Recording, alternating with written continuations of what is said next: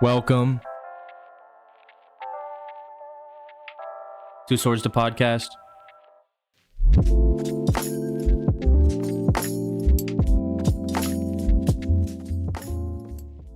Hello and welcome to the Swords to Podcast. My name is Thomas. And my name is Adam. Pre-release weekend is over. We just got our hands on these cards. We got to play with these cards in the amazing limited environment that they were. And I think Thomas and I overall had a blast. I didn't end up winning any additional packs. I didn't place at my LGS, but I enjoyed building the deck. I love playing with the deck, and I had a ton of fun. How about you, Thomas? Yeah, it was pretty awesome. So I've done two so far, and as of recording this, I will have two more upcoming this week because my LGS does some extra ones, which is really awesome. And I didn't do super hot either.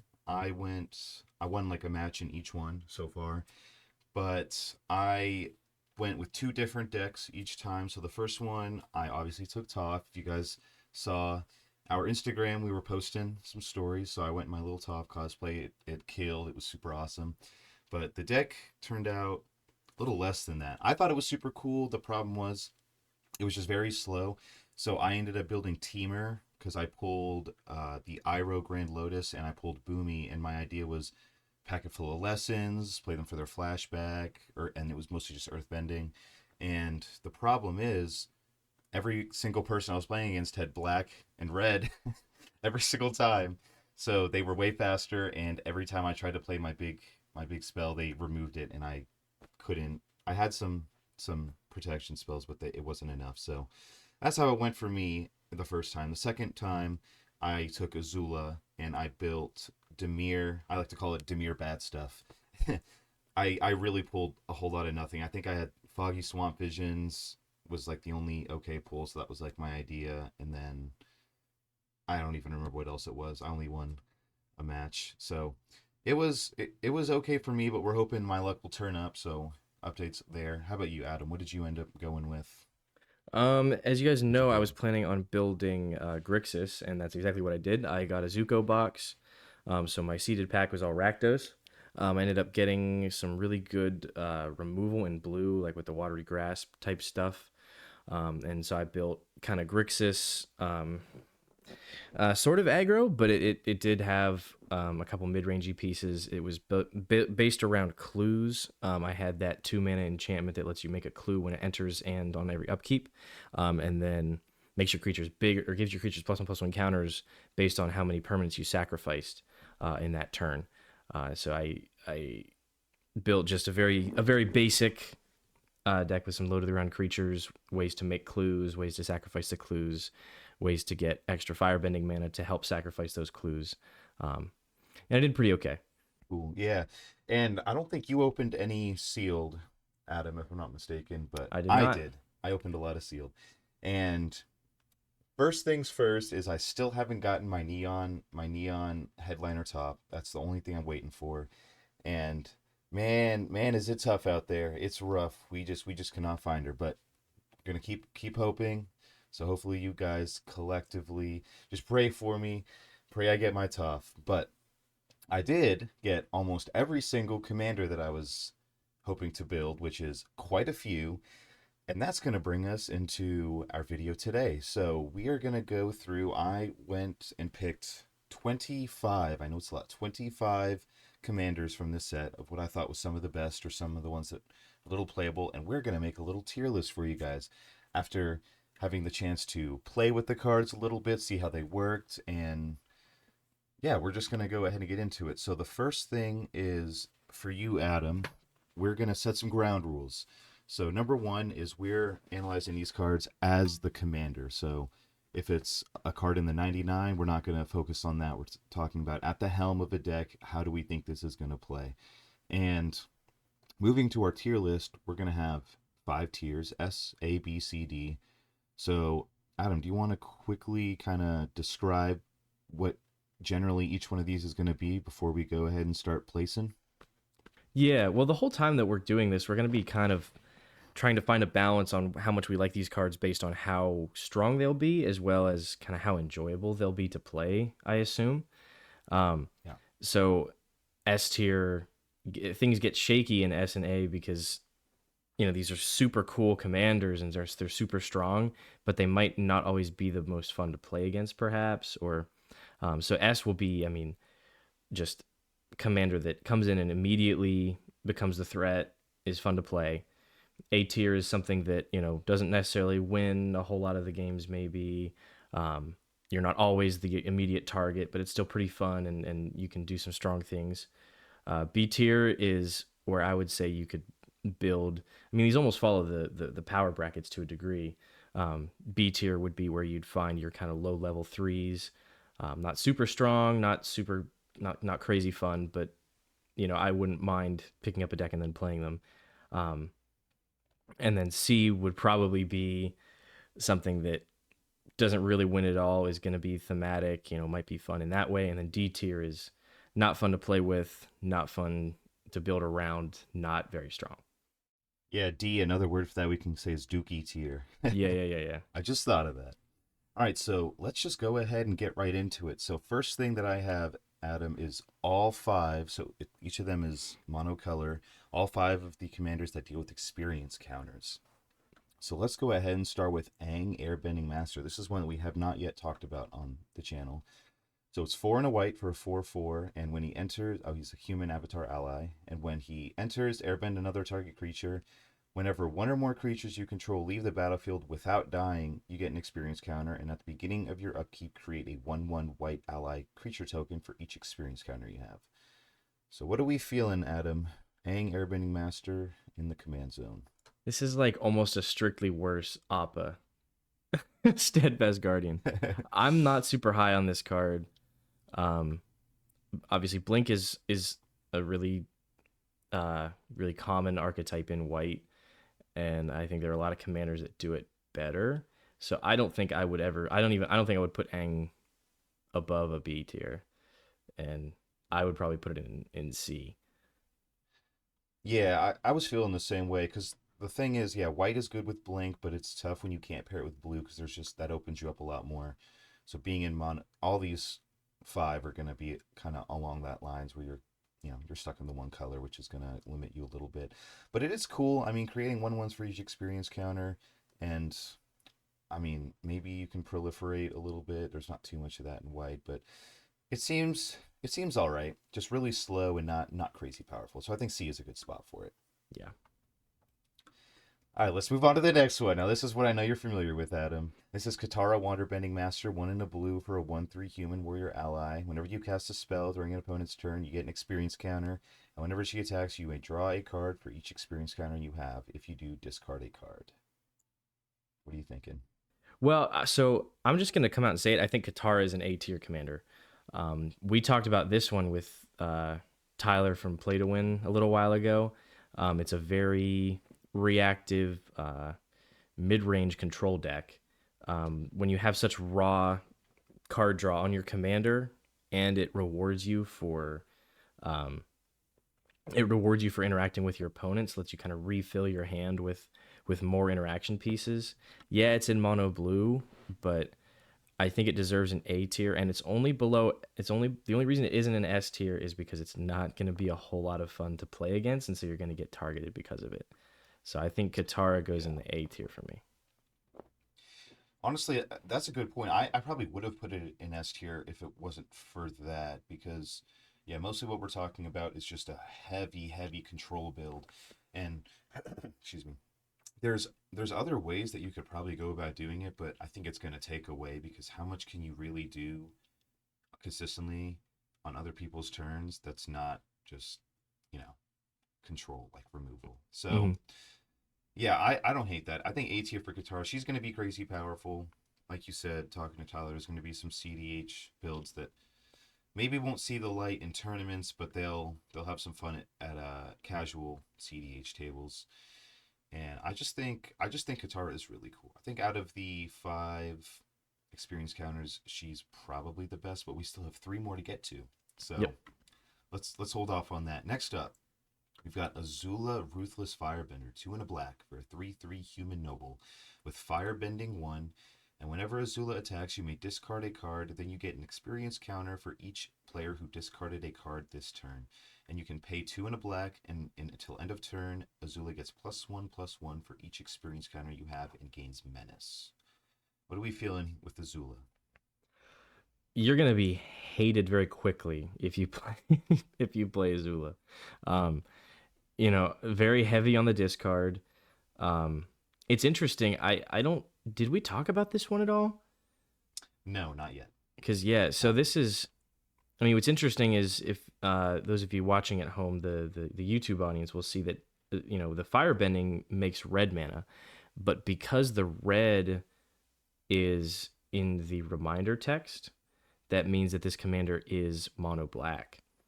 Um, so you're playing mono black discard Voltron. Those are things that people do not like. Um, I think Azula for me is also going to go in C tier. Like it is pretty strong, and you probably will be able to take out some opponents, but you're not going to be. People will not leave you alone until you stop hitting them with your commander and stop hitting them with discard. Yeah.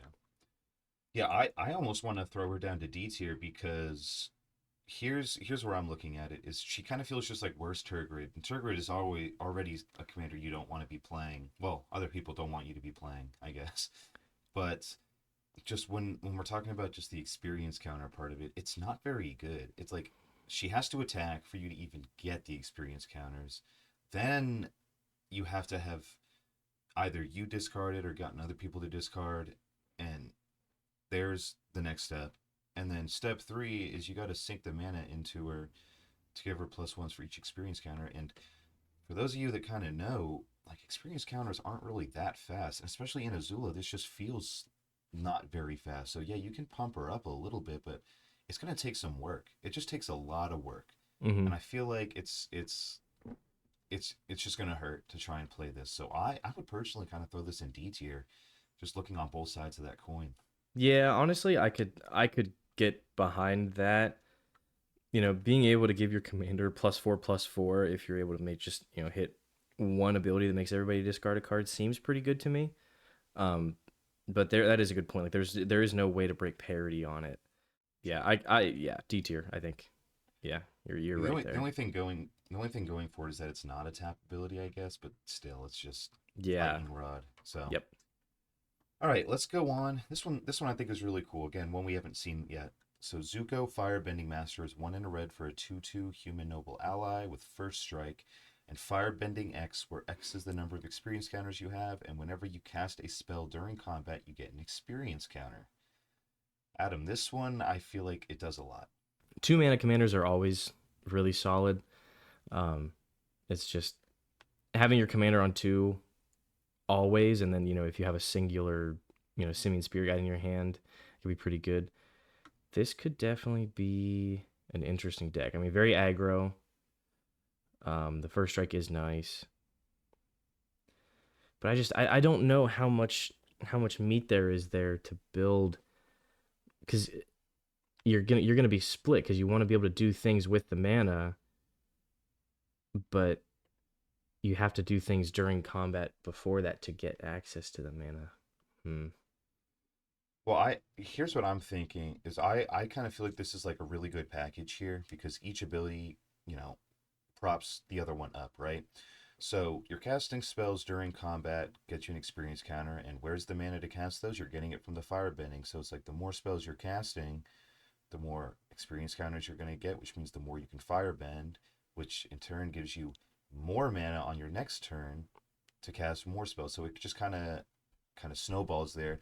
And I don't think this is even super oppressive because I think firebending is cool. This feels great as like a firebending deck, right? Mm-hmm. And and the best part is it's just casting spells during combat. So it's way better than Azula because you don't have to attack with him. It's just you move to combat, do your stuff, and then there you go. You're just kind of setting yourself up. So I honestly love this card. I really do. I'm not feeling like it's as strong as Katara. So I'm feeling a B tier on this one, but I really do like this one.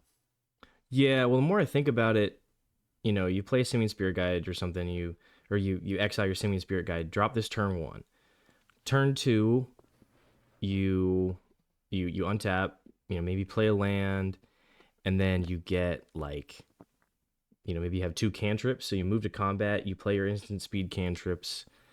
You know before the declare attacker step. Attack with your commander. Get that 2 mana back, and then do something else with that mana. The next turn you're untapping with possibly like 6 mana. Seems pretty okay. I could get behind a B tier on this one. B tier, awesome. We're filling it out Yeah. little by little. All right, let's move on to our last experience counter, Commander. We've got Toph, Earthbending Master. For 3 and a green, it's a 2/4 human warrior ally with landfall. Whenever a land you control enters, you get an experience counter. And whenever you attack, Earthbend X, where X is the number of experience counters you have. What do you think, Adam? Very one-dimensional. I mean, mono green landfall. It feels like there are a lot of better payoffs. I mean, we're talking about this strictly as the commander. I don't love it. Uh, it is, obviously the same thing kind of goes with all these commanders. The experience counters not going away is really the only thing that makes these really incredible. I feel like it's too expensive. It should be maybe 3 mana, and Yeah. yeah, I would put this at C. See, I'm good with that. Yeah, the one thing I'll say is if I'm not mistaken, as of recording this, I believe this top is the most expensive of these 5.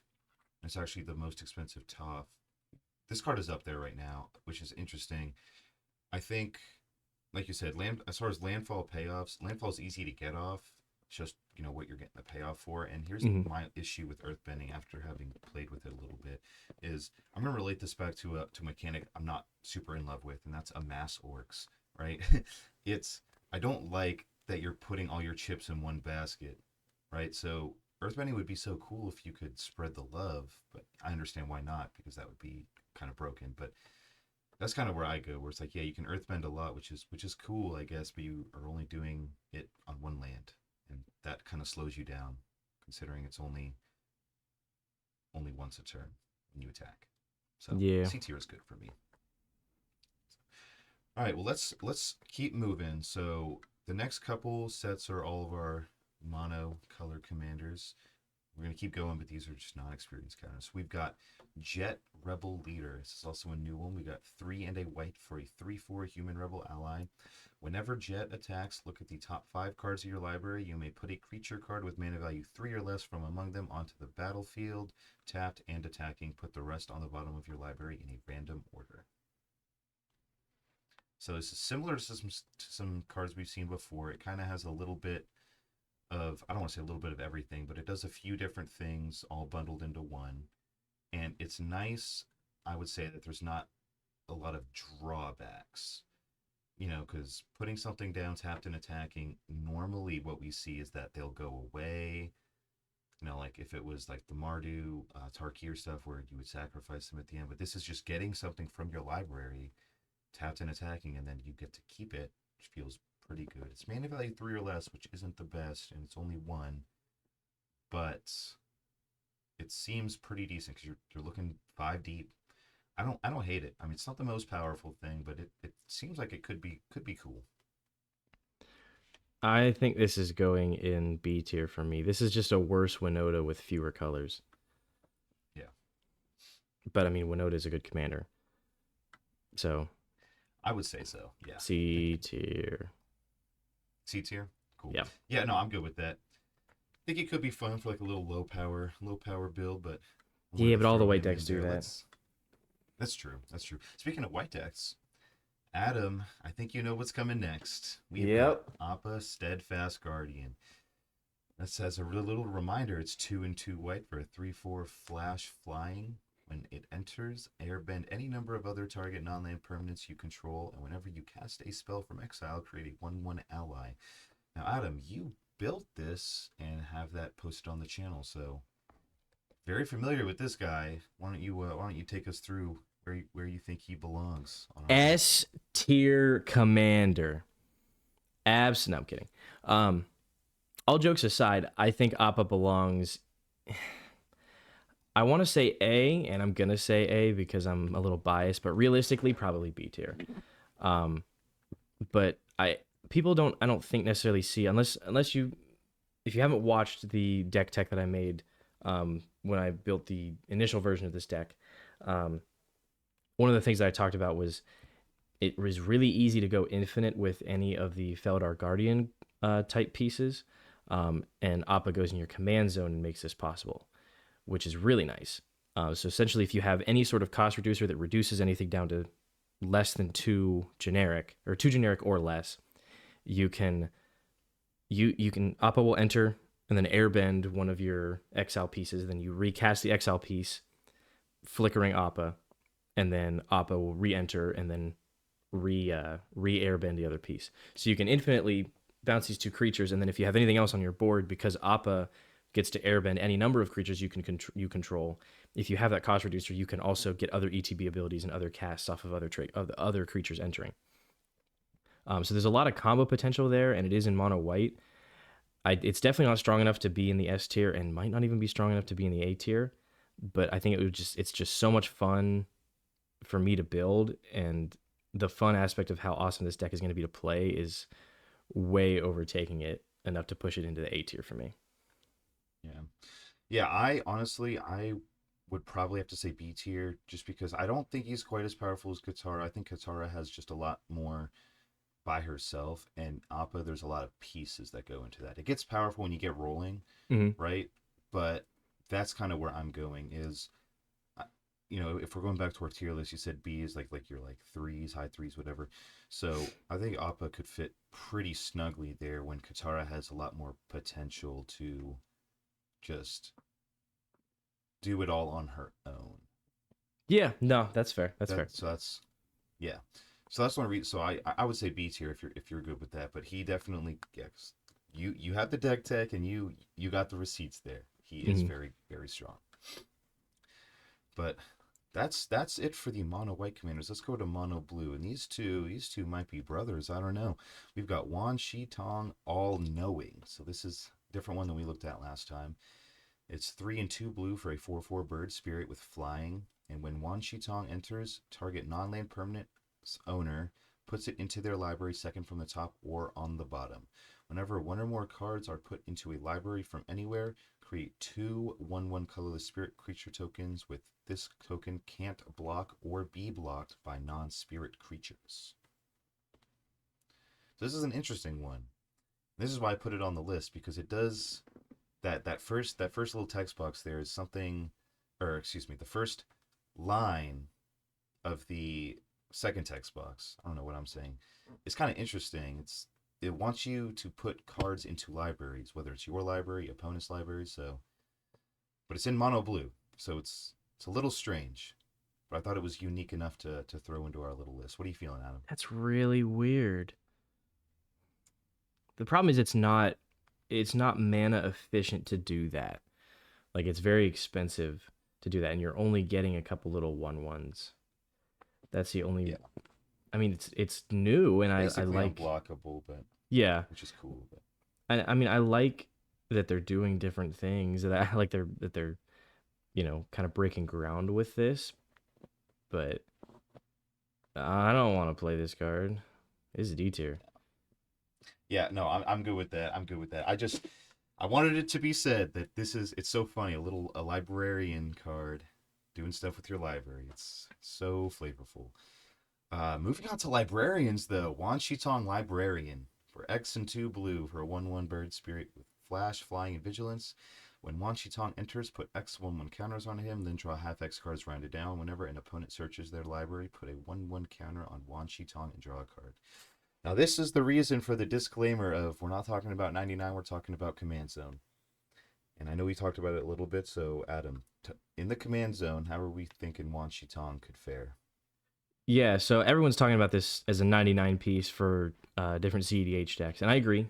This is an auto including Kin and Bonder Prodigy decks all over the format for sure. Um, Command Zone definitely not as strong.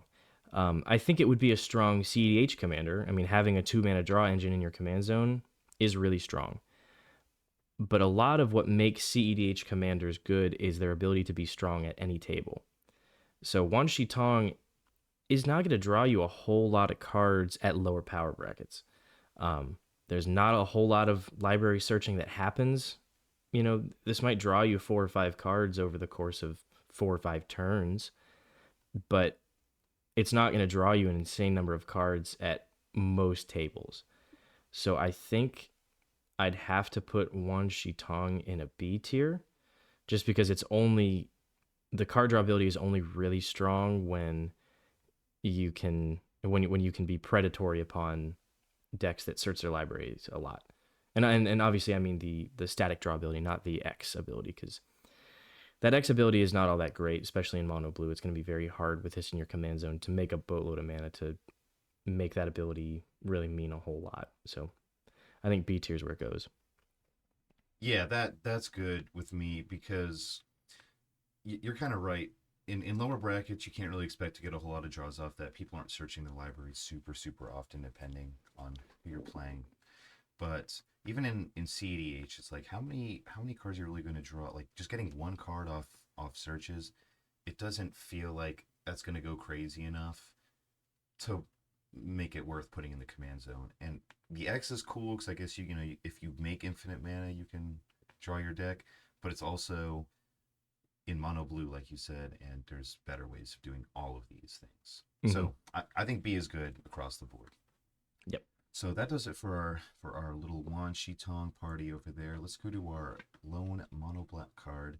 We've got May Scornful Striker, which is 1 and a black for a 2/2 human noble ally first strike. Whenever a player casts a non-creature spell, they lose 2 life.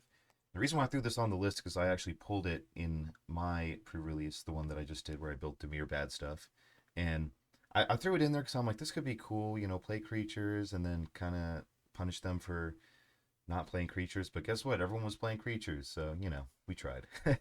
But in Commander, what are you thinking, Adam? This could be interesting. I don't think it'll be crazy good, but any No, ideas? I don't think this will be anything. Um, so I mean, it's a nice little 99 piece, but being mono black is not somewhere where you want to be locked into casting only creatures. So Yeah, it's going to be very difficult to break parity on this. So in the command zone, I think it belongs in D tier. that's fair. I mean, I think if you built something super jank, that's where this thing can shine.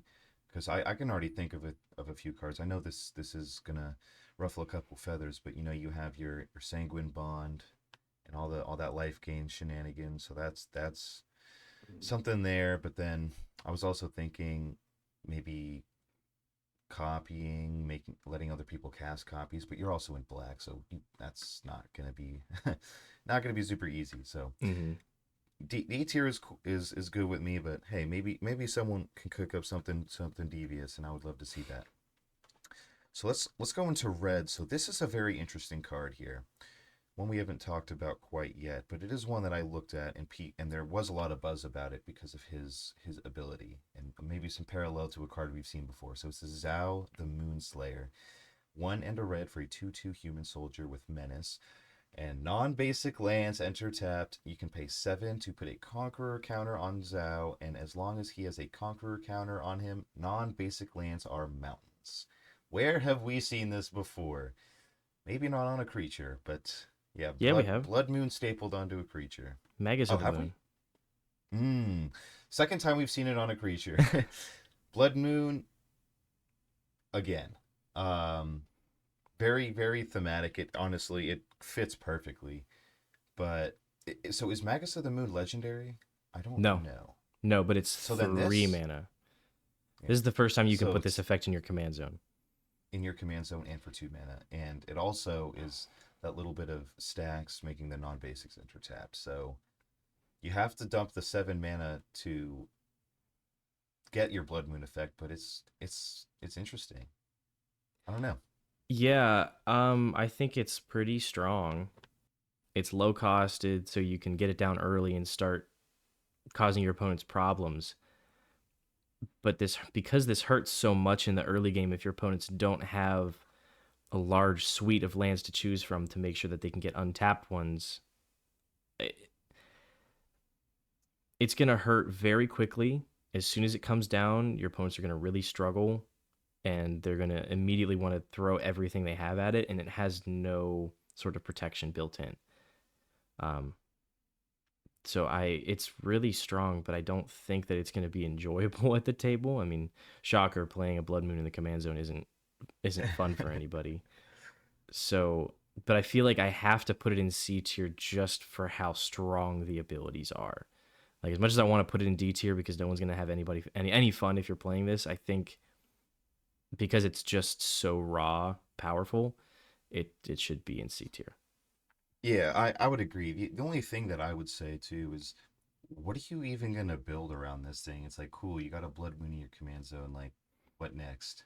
So Well, you'd just maybe play that mono red. You'd play mono red, and then you'd probably just win with, um, whatever twin flame and dual the one caster mage mage. dual caster Yeah, mage.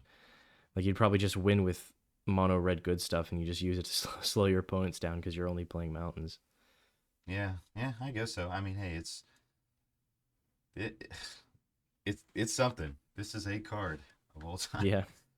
C tier is cool with me. So let's get into our next card. Now this one is special. This one stands out because it is the only uncommon on this list, and I think that he has some merit to hang with the big dogs.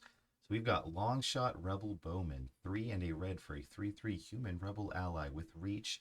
Non-creature spells you cast cost 1 less to cast, and whenever you cast a non-creature spell, he deals 2 damage to each opponent. Hmm.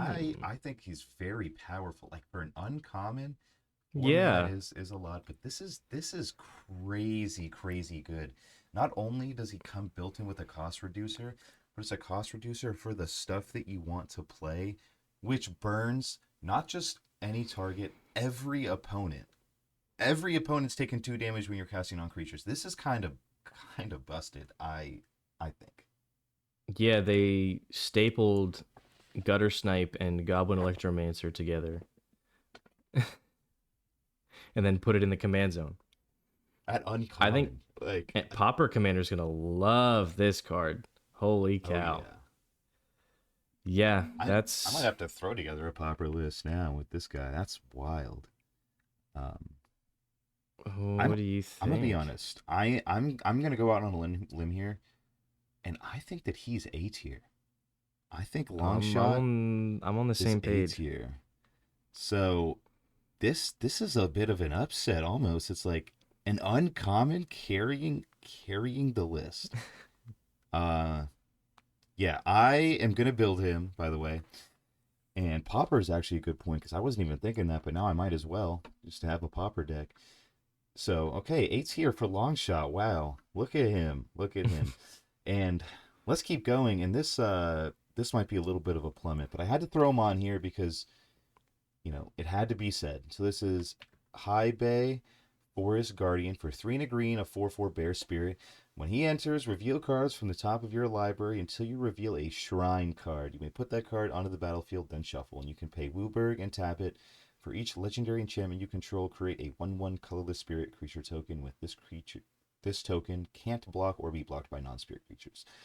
Now, this is there's a couple shrine things in this set. This is, I think, the only real commander. It's 5 colors as you'd expect for shrines, but when it comes to shrine command, so I'm not a big fan of shrines. I think that they're kind of really mid, not very good. Whenever I've seen a shrine deck, it's just kind of been super slow and not as powerful as you would expect. So I'm not feeling super hot on this big bear. What do you think, Adam? Yeah, I've never been super high on shrines. I think enchantment decks as a whole prey on the format in an interesting way just because a lot of people don't run enough removal for them. They don't run board wipes Yeah. for enchantments. So I think that decks in the format as a whole that run enchantment tribal um, are not as good as are not actually as good as they play out to be. But also just this commander as a whole is not the payoff is not crazy. There's better shrine And commanders out there. yeah, yeah, Really is. So. yeah. But I wanted to put him on. He's the only. Well, actually, I take it back. He is not the only 5-color commander on this list, but he's something. He exists. You could play him. That's where we'll Yep. put it. But I think we're pretty consensus. We'll throw him in D tier. Yeah. Now let's move on to the All Star. The All Star. But again, we're going to talk about him in the command zone, not in the 99.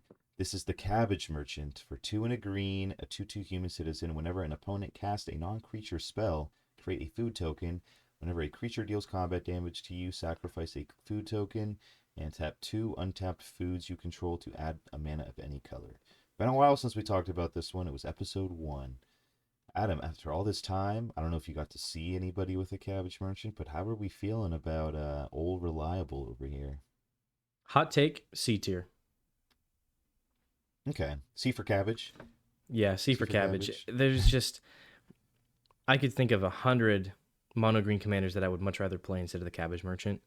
It's a Yeah. really strong card, but if you want to play a generic ramp commander, the Cabbage Merchant is not gonna. It's not gonna get you there. Yeah.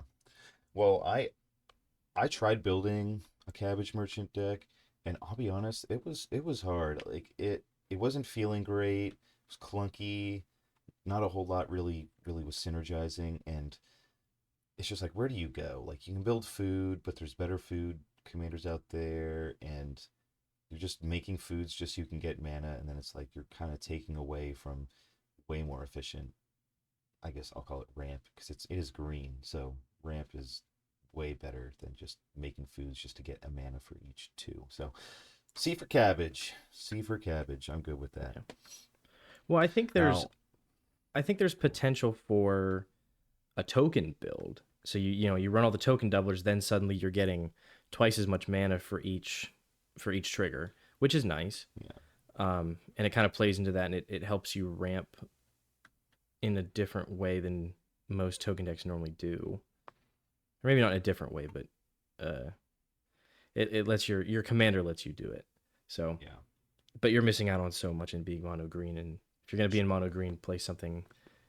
It is It's the better. Cabbage Merchant. Yeah. Yeah. In the 99, he'll probably see some play, but I don't know how much he's going to last in the zone.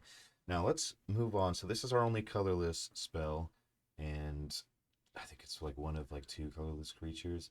And I have something I want to say. I have something I really need to say about this one. The Walls of Bossing Say. We just talked about it. 8 colorless for a 0/30 wall defender. Other permanents you control have indestructible. Yo, I'm just going to be blunt. F this card. Yo, I know I made this big deal about it last time. I pulled it yesterday in my Demir bad stuff build, and this is why it's called bad stuff. Like, this card was I could never play it. First of all, I know it was limited, so it's like I couldn't get to the 8 mana, but I got to play it one time, and I knew like it. I had the win on board, but I'm like, no, I'm just gonna play the wall just to say that I did it for the one time. And guess what happened, Adam? Guess what happened? You threw. He threw down Wan Shi Tong and put it in my library. It's like, and that's one thing. Okay, putting it in your library is one thing, but this thing doesn't have indestructible. It's incredibly easy to remove, and it doesn't. It sucks, and that's just limited. And in Commander, I was gonna build this, but nah. Like, the walls did me dirty. And you were right. Momo flies over the walls. Momo's better, and I'll take my L on that one. Yo, the walls is a D tier. It's going all the way down to D tier. It's the lowest of the low. There's nothing else on this list that can be worse than the walls. That's what I have Yeah. to say. In the command zone, this is not a good card at all. This card is going to exist purely so that decks that so that toughness matters decks can have one target that they tutor for every time that they need to get something to tap for 30 mana or something like that. Like, this is just going to be a stupid combo piece that people will pull out of their toughness matters deck. That's all it's ever. Unfortunately, that's all that it's really ever going to be. I still want your copy though, so I actually have 2 copies, believe it or not. So yeah, but I was gonna build something janky, but hell nah. Yo, f that card. I'm done. Now let's get it out of my I'm sight. I'm gonna have move so much censoring to do this episode. on. All right, so now we are going into our Finally, our multicolored commanders. So this first one, I don't think we haven't talked about it on the show. I think I mentioned it to you once. This is Iroh Tea Master 1 and Boros for a 2/2 human citizen ally. When he enters, create a food token. At the beginning of combat on your turn, you may have target opponent gain control of target permanent you control. When you do create a 1/1 white ally creature token, put a 1/1 counter on that token for each permanent you own that your opponents control. Now, we've talked about Zedru on the channel before. This is missing a color, so Zedru is Jeskai, so we're dumping blue, and this will definitely go into my Zedru deck. But in the command zone by itself, I think that this does a lot. So the one thing that it kind of has on Zedru, it, early game earlier, is that you give something away for free, right? It's just at the beginning of combat, so it's not an attack trigger. It's just once a turn, give something away for free.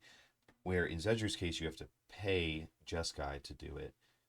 But the only reason why Zedru has the upper hand is because that's not a tap ability. So you can, once you have enough mana, you can start like dumping more into that.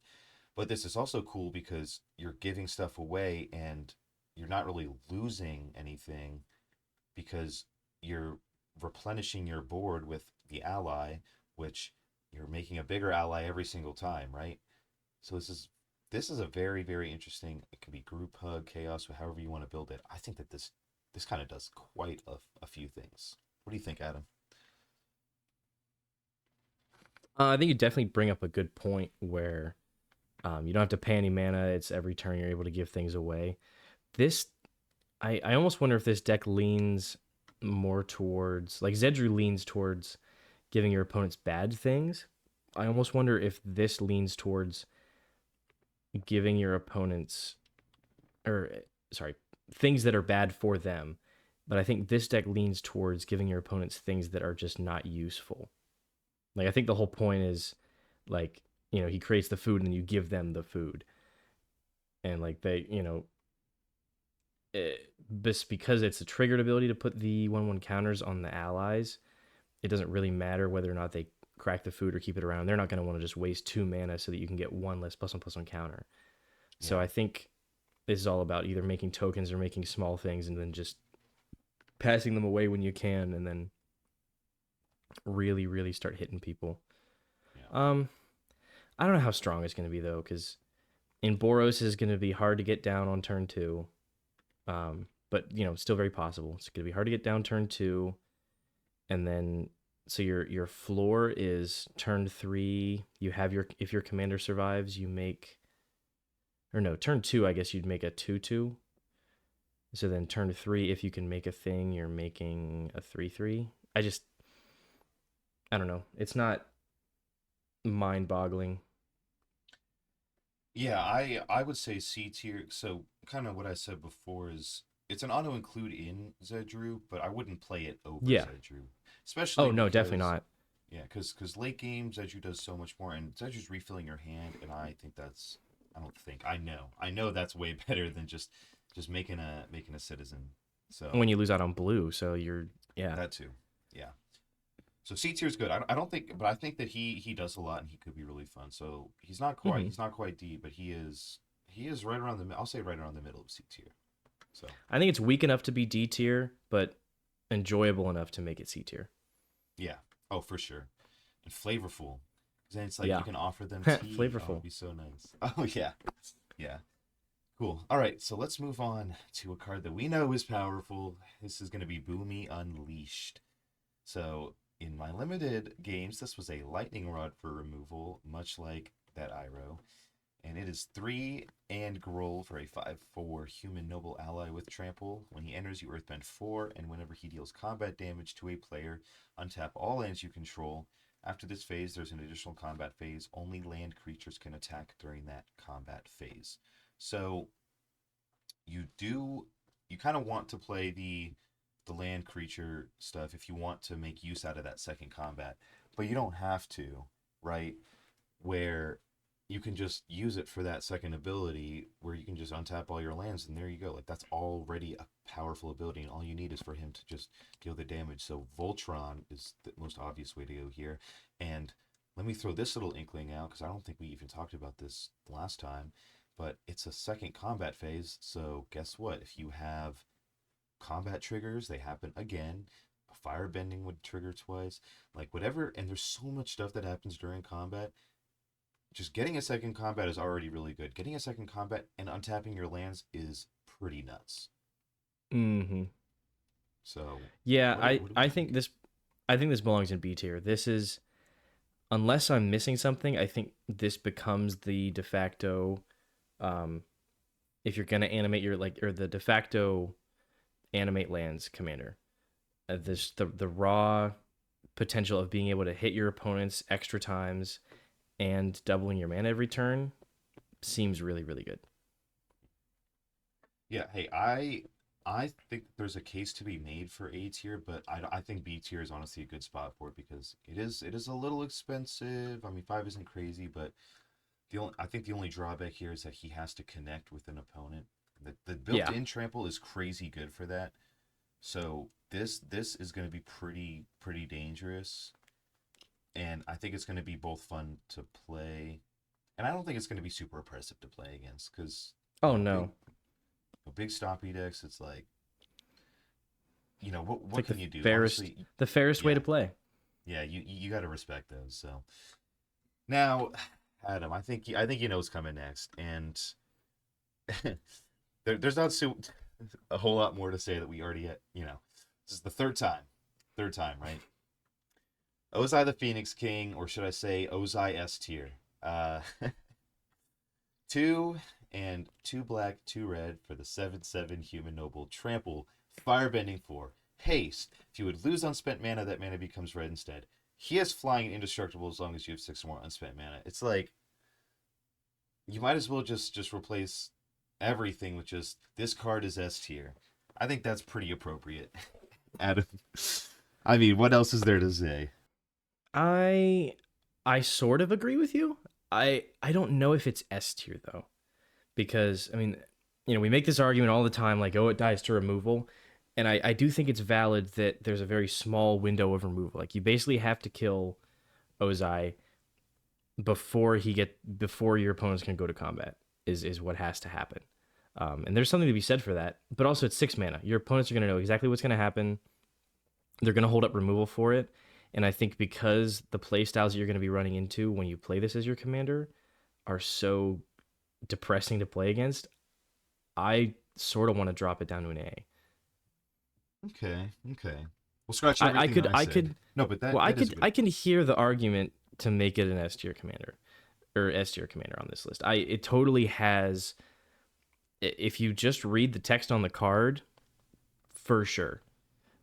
But in, yeah, just in the reality of commander, I don't, you're it's just gonna get blown up, and you're just gonna be playing Rakdos 99. Yeah. Well, I would say that the lightning rod probably is the big thing that would drop it down.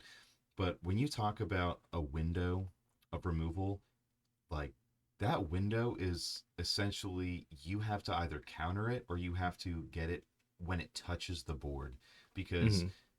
all you need is 2 extra mana to just make it indestructible. Like, because it's going to give you 4 back. So if you have a firebender with him or just 2 extra lands that you can tap, like there you go. And that window is just going to be so short, and I think that's the big thing. And one other thing that I want to say too, which is the one thing I know we've said so much about him already. One thing I don't think we've mentioned is he filters your colorless mana into red. I mean, your Yeah, I black guess. becomes red, but like he does filter your colorless mana into red. So I thought that was just a little cherry on top that we have yet to mention because there's so much going on here. But hey, I can honestly stick with the A tier because you're right. Like 6 is a lot, and if he can last 2 seconds, then you're golden. You're golden fried chicken, as some would say. I knew you'd come around. Yeah. All right. But even though S tier remains untouched yet, I think we will have some candidates coming up soon. Mm-hmm. Maybe not this next one. So this next one, I'm gonna keep it a buck. I was never super high on this card ever since he got spoiled. Kind of seeing him around. I don't know, but I'm also not really much of like a Mardu kind of guy. But he does do some, he has some interesting tech. So it's Firelord Zuko. Interesting note as well is that he got one of the four neon show headliner treatments, which I mean, I guess it makes sense, but Ozai could have gotten that. I don't. Just saying. Just saying. Appa No, could but have gotten one. Appa, yeah. No, it does make sense for the four Avatar team Avatar people to get it. But anyway, Firelord Zuko is Mardu for two and a red. Or fuck. For a 2/4, human noble ally with Firebending X, where X is his power, and whenever you cast a spell from exile, and whenever a permanent you control enters from exile, put a 1/1 counter on each creature you control. So it is cool because playing stuff from exile is I will say, I don't want to say niche. It has its base. It's not something that you see super often, and when you do, it's kind of powerful. I've spent some time looking through cards because I would still am wanting to cook up that Gwen Stacy Ghost Spider from the Spider-Man set, which also wants you to put stuff from exile. But the interesting thing I'll say here is you get it on cast and on ETB if it's a permanent. So just casting instants and sorceries, you're just going to get the one trigger on 1/1 counter on each creature, which, Mardu staple there. And then you get double triggers if it's a permanent, which is everything else, right? Artifacts, creatures, enchantments. So it for 3 mana, it feels pretty powerful. But what are Yeah, you thinking here? honestly, I in total agreement with you. I really don't have anything else to add. I think you just kind of hit the nail on the head there. So I'm feeling B tier. I don't think it's quite up with the big dogs yet. Not like long shot. But Yeah. I feel like this would just be a lot of fun to build. It would be pretty. It wouldn't be impressive at all to play against. It's just Mardu. There's some disgusting things you can do with Mardu. This just feels like just Mardu. Let me play the game. Mardu, let me Yeah. play the game. Yeah. So he's growing on me, Firelord Zuko, and the art is really nice. That's all I have to say. The Neo would be cool to have. But so that's Zuko. So let's go on. This is going to be Katara the Fearless. So this is Bant for a 3/3 human warrior ally. And if a triggered ability of an ally you control triggers, that ability triggers an additional time. So allies are a big thing in this set, coming back. And they used to be bigger, but I don't think that we've gotten a true ally commander that has been this powerful. So there's some cool things you can do with allies, and it's basically like, I mean, mostly like Anthem stuff, but it's essentially like playing tribal, right? Well, not it is. It's ally tribal, I guess. So yeah, ally tribal. So I think it's just letting all your allies get double triggers. I mean, that's pretty pretty good. What are you thinking? Yeah, if I had to be honest with you, I would much rather build Katara as just like if I wanted to build one commander from the set and use as many cards from the set as possible, it would be Katara. This Um, one, this Katara. yes, this Katara. Yeah.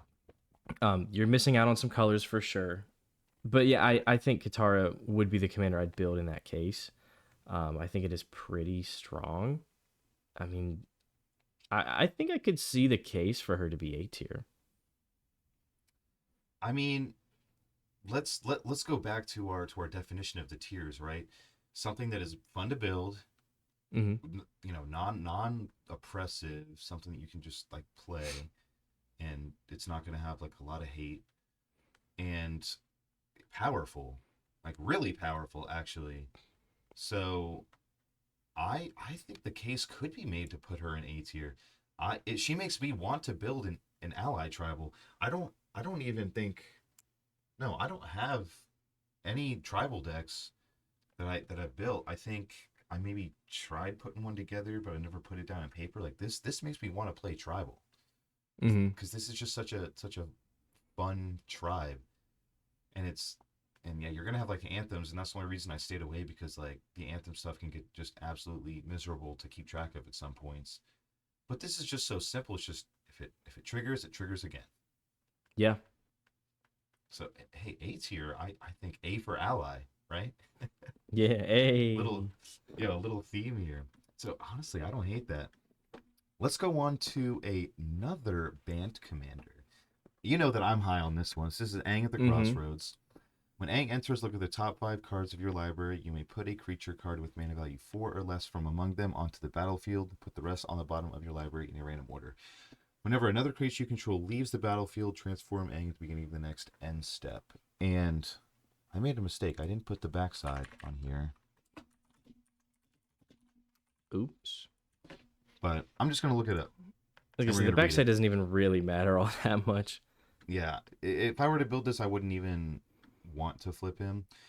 But Mm-hmm. just for for uh consistency's sake, Aang Destined Savior. It's a 4/4 Avatar ally with flying. Lane creatures you control have vigilance at the beginning of combat on your turn. Earthbend 2. So the big drawback I would say is, like I said, I don't want him to flip. So I would maybe try to not flip him. Um, So you would maybe want to build Blink so you can get his ability off a bunch of times, but you wouldn't want your other creatures blinking. And this is where I'm thinking that it's kind of super interesting because when I was building my Blink deck, right, there's a lot of cards that when they enter put counters on things and do that kind of thing. But guess what? I can't play that in my Blink deck because my creatures aren't going to be sticking around. So why would I put counters on them or do things that are just gonna unravel all of that work once they get blinked. Mm-hmm. Aang, it kind of solves that in a way because if you don't want your other creatures to leave, then you do want to put all that stuff on them. So it almost opens you up to like the second half. If there's like two sides of like playing blink, where you want to blink everything or you want to just blink one thing and then you get a lot of value for blinking that one thing, then there you go. I feel like this is going to be really fun when I do eventually throw him together. Yeah, I agree. What sucks is as many for all the words that are on this card and how many different things that Aang at the Crossroads does, it's pretty obvious that Blink is the way to go. Just being able to abuse that first ability is way, way, way too strong, and I think that's pretty much. I mean, I don't think there is a way to build the deck any stronger than that. Um, Yeah, there is some novelty having access to green in a Blink strategy. Obviously, I haven't I don't even know what cards I would put in the deck. I would have to really have to do some scryfall digging to find stuff. But yeah. there's definitely weird things you could get up to in this. So I'm I'm torn between A and B. It does feel a little clunky to pay 5 mana and then have to find ways to stop your commander from flipping and doing things. So I'm leaning more towards B, but I could almost see an argument for A here. I would love to make the argument for A for Aang, but I think playing this is going to be a little bit like walking on eggshells, if that's the right metaphor. Where, like I said, you don't want it to flip, but you want to just blink your commander a bunch of times, which means have stuff that benefits from it, but most of what you're building around is just blinking one thing. So if they realize kind of what you're doing, then he's gone, and then you're kind of like, okay, what do I do now? I got to get him back out, and they're like, oh, you can't have him anymore. So it could kind of set you back. So I think as just a commander, he's gonna be a little bit more difficult to kind of maneuver. So I think that would probably drop him down to B. But I am still really high on him. I do love him. Yeah, B tier works for me. Cool. All right, let's move on. So this is going to be Iroh Grand Lotus. I alluded to him. I got him in the pre-release, and let me just say, after playing with him, he is crazy, crazy powerful. So it's Ayo. three in teamer. Pause. So it's three in teamer for a 5/5 human noble ally with firebending 2. During your turn, each non-lesson instant and sorcery card in your graveyard has flashback. Flashback cost is equal to its mana cost, and during your turn, each lesson card in your graveyard has flashback 1. Now, a lot of what I was doing was like discarding. Mill is an option here. The lessons. the issue with a lot of them is that they're kind of expensive, but like there are some really powerful lessons, not just in this set, but in Magic history, and playing them for one colorless is nuts. It's absolutely nuts. And just also having access to playing the other ones as a flashback is pretty good too. Now the drawback is that it's only on your turn, but after having played with it, I think he's really really good. What are you Mhm. thinking, Adam? Yeah, this is really strong. I wish I would have pulled this during pre-release because then I would have probably built the deck differently and probably would have built it more around Iroh. But I still sort of ended up having a small lesson sub theme, just because I pulled a Ranon Shaw, which was interesting. But that aside, really strong. I think this is A tier beyond a shadow of a doubt. Yeah, for sure. Yeah, yeah. Once I build him, I'm excited because in limited it was cool, just a little slow, but in commander I think it's the perfect spot for him. Yeah. Well, in So limited, let's you don't have access to him in the command zone, so that Well, that yeah, that hurts. too. But I was trying to cycle through to get him, which was working really well. It's Mhm. just he got removed, Yep. so that was tough. But let's go on to Firelord Azula. So one and Grixis for a 4/4 with Human Noble with Firebending 2. Whenever you cast a spell while Firelord Azula is attacking, copy that spell. You may choose new targets for the copy. Now I'm gonna go out on a limb and say I think that she's S tier. There's been Absolutely. commander lists built around her. The ability is just insane. The Yeah. firebending, Hmm. it's just free 2 mana and paired with a whole lot of other things. Yeah, I think S tier is a perfect spot for her. Did you have anything else to Yeah. add? Generically copying anything on in combat, so anything with flash, anything you can, like I said, there's weird, like we said in our last episode, like there's weird things you can do with it. You can play flash creatures, and there's so many shenanigans you can get up to that I by far S tier in good Yeah, colors, efficiently costed, ramps you so it gives you the mana to cast things. Yeah, yeah, S yeah. tier. This really is one of the perfect cards. There's just so many options, and I Hmm. think I think it's going to be fun to see what people cook up. So we've got two left, and big surprise. Toph, the first metal bender. One Anaya for a 3/3 human warrior ally. Non token artifacts you control are lands in addition to their other types. At the beginning of your end step, Earthbend 2. Now, Adam, I'm going to make an argument here of why I think Toph genuinely belongs to be an S tier. And I'm not just saying that because incredibly fun to build. We already know that because we built it and all this. It would probably be pretty damn fun to play against because it's such a unique. Like I love playing against people's decks when they build something super unique that I've never seen before and they're doing just like cool stuff. Like it makes the game enjoyable when you're seeing someone's deck just do its thing. And her ability is we've never ever seen anything like it. And it's Yeah, not just like a we've never seen anything like it and it's okay. We've never seen anything like it and it's insane. I yeah. think she's S tier. Um, yeah. No What's bias, no funny, bias. I was gonna say you started off by saying you're gonna pitch this to me as if you have any convincing to do. I'm totally on board with Toph being S tier. As much as I hate seeing Let's Appa down there go. in B tier, I think it's justified. Toph totally S tier. I mean, being able to play landfall with zero mana cost artifacts is so cool. Like, I mean, there's so many weird, janky things. Like, there's so many directions you can go with it. Yeah. It, yep. Across the board, Cool. S tier. Hey, I know it's early, but I'm gonna be honest, Adam. I think this is my favorite card of all time. I Wow. can't even think of any other card that I would put higher than top after the past couple months. Really? Like I'm being genuine, and hey, there's not much more to say that we haven't talked about in like what it's this is like the fourth time she's no. If being realistic, I probably brought her up in almost every episode. I am in love 100%. Yeah. with Toph. Pause. Hey, yo. Okay. Um, let's move on to our final card, and this is one that we were expecting to see. So Avatar Aang, this is 5 colors, and again, I forgot to put the backside on here. So let me pull that up, but it's red, green, white, and blue. So 4 colors minus black to play him for a 4/4 human Avatar ally with flying and firebending 2. And whenever you waterbend, earthbend, firebend, or airbend, draw a card. And if you've done all 4 this turn, you transform him. His transform side lets you. So he has flying and firebending 2 again. Oh, no. Just flying. Sorry, I was looking at the front side again. Spells you cast cost Wooburg less to cast. He's a 6/6. At the beginning of each upkeep, you may transform Aang, Master of Elements. If you do, you gain 4 life, draw 4 cards, put 4 1/1 counters on him, and he deals 4 damage to each opponent. So his backside is incredibly powerful. Playing stuff for 5 less Hey, is yo. insane. Oh, yo. Hey, yo. Can we pause on Bro, that? dude, that's like a 3. That's the third AO.